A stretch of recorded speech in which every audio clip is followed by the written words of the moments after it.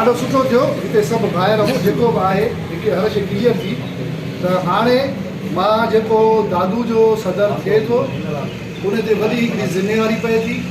माज़ी में जेके बि घटि वधायूं थियूं उहे पंहिंजी जॻह ते ऐं मां पहिरें नंबर ते मोहम्मद हसन खे मुबारक थो ॾियां ऐं हीअ दादू जी ज़िम्मेवारी आहे।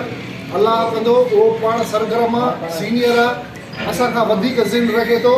त असांजो दादू ज़िले जो सदर मोहम्मद हसन जाबरी